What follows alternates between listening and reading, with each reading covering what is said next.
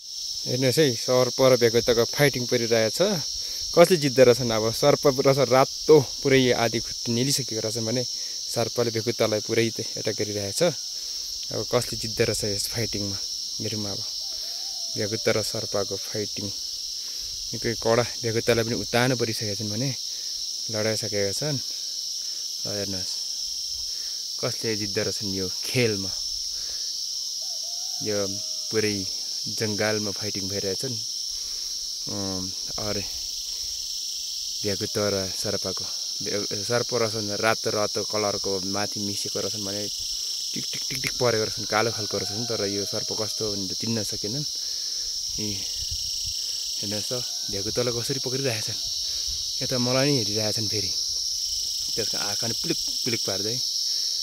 ल है सर्पले भेगुतालाई खाँदै गरेको कसरी खाँदैछन् त हेर्नुहोस् है त। एक्लै अर्कोलाई भेगुता उम्किनको लागि प्रयास गर्दैछन् भने सर्पले छोडेको छैनन्। खुट्टा एकतिरको खुट्टा निलिसकेका रहेछन्। कालो छ सर्प, पुरै तानिरहेछन्। कडा हुँदो रहेछ, माथि नै तानिरहेछन् सर्पले भेगुतालाई। उम्किन प्रयास गरिरहेछन्। ल सर्पले छोडिसकेका छन्। मलाई देखेर सर्पले भेगुतालाई छोडिसकेका छन्। अब भेगुता कहाँ जाँदो रहेछन् हेरौँ है त। एट्याक गर्छै गर्दैन। सर्प झाडीभित्र बसिरहेछन्। भेगुतालाई छोडिसकेका छन्। पुरै सुनिरहेछन् म बोलेको। सर्पले चाहिँ बसेर हेरिरहेका छन् कहाँ जाँदो रहेछ।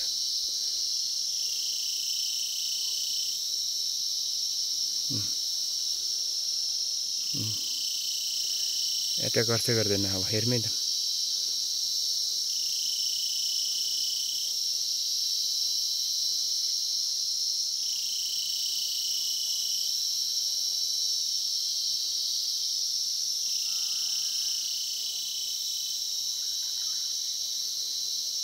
भेगुताको आधी खुट्टी निल्न सकेको छैन रहेछन्।